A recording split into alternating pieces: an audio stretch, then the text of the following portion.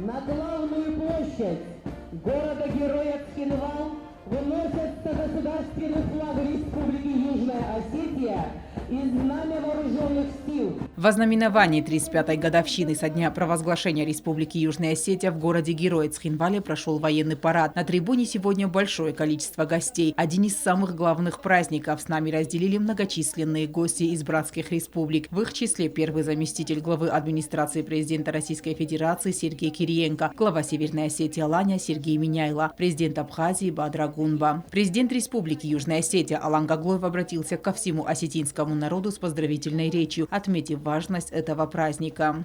Сегодняшний торжественный праздничный день весь народ Южной Осетии объединяют чувство радости, гордости, ощущение своей общей ответственности за нашу прекрасную Родину.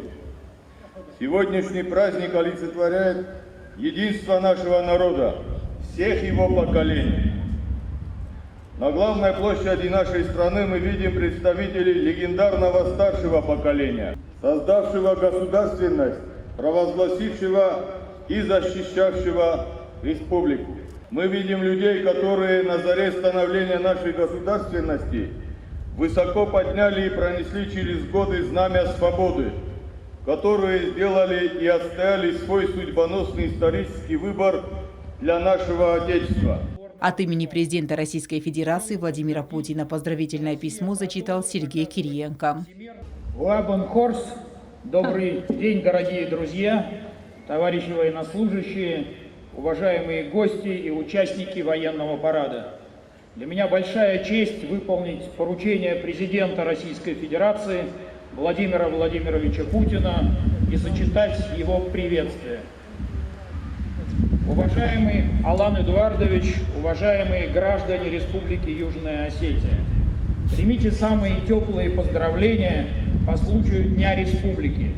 Этот праздник стал символом мужества и силы духа юго-осетинского народа, отстоявшего в упорной борьбе свое законное право на свободу и независимость. Уверен, что отношения добрососедства и союзничества, существующие между нашими странами, будут и впредь плодотворно развиваться. Хотел бы подтвердить, что Россия продолжит оказывать всемирное содействие Южной Осетии в обеспечении национальной безопасности, а также в решении актуальных задач социально-экономического развития. Искренне желаю вам крепкого здоровья и успехов в государственной деятельности. А всем гражданам Республики Южная Осетия мира и благополучия. Президент России Владимир Владимирович Путин. От имени всего абхазского народа и от себя лично с 35-й годовщиной со дня образования республики поздравил осетинский народ и президент Абхазии Бадра Гунба.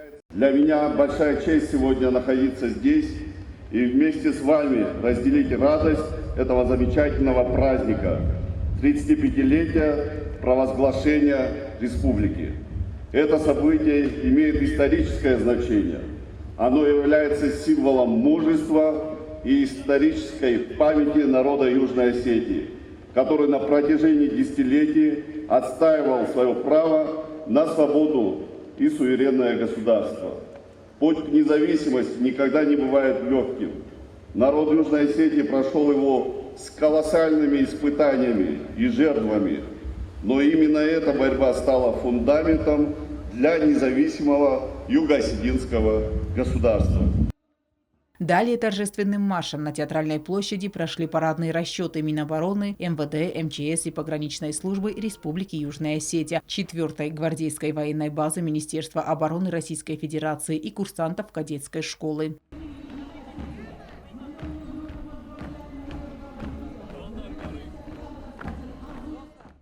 Военный парад на главной площади столицы принял министр обороны Республики Южная Осетия гвардии генерал-лейтенант Юрий Яровицкий. Торжественным маршем на площади прошли и женские расчеты. Военный парад завершился демонстрацией военной техники.